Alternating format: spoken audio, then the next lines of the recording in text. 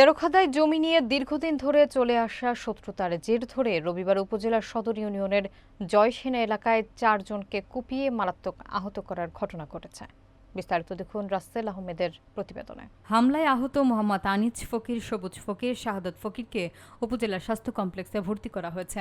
গুরুতর আহত মুস্তাইন ফকিরকে খুলনা মেডিকেল কলেজ হাসপাতালে পাঠানো হয়েছে। ঘটনাস্থল এবং ভুক্তভোগীর পরিবার সূত্রে জানা গেছে, জমি সংক্রান্ত বিরোধ এবং বাড়ির চলাচলের রাস্তা বেড়া দিয়ে বন্ধ করার বিষয় নিয়ে দীর্ঘদিন ধরে প্রতিপক্ষের সঙ্গে শত্রুতা চলছিল। এ বিষয়ে স্থানীয় গণ্যমান্য ব্যক্তিদের নিয়ে সালিশ বৈঠকও হয়েছিল, কিন্তু প্রতিপক্ষ সালিশের সিদ্ধান্ত না মেনে দেশীয় অস্ত্রশস্ত্র নিয়ে পূর্ব পরিকল্পিত হামলা চালায়। আহতদের অভিযোগের ভিত্তিতে তেরখাদা থানায় মামলা দায়ের করা হয়েছে। অভিযুক্তরা হলেন মোহাম্মদ সিরাজুল হক ফকির, তারিক ফকির, তহিদ ফকির, মিসকাত ফকির, সাকিব ফকির এবং আসিফ ফকির। তেরখাদা থানার অফিসার ইনচার্জ মেহেদি হাসান ঘটনার সত্যতা নিশ্চিত করে বলেন, অভিযোগ পেয়েছি, তদন্ত শেষে আইনগত ব্যবস্থা নেওয়া হবে। কয়েক দফা সালিশ করে সমাধান করতে পারি নাই।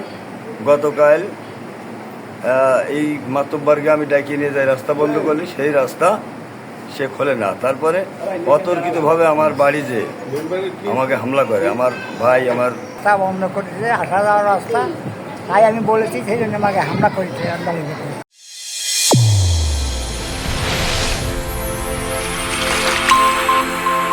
চ্যানেল A1 হৃদয়ের স্পন্দন।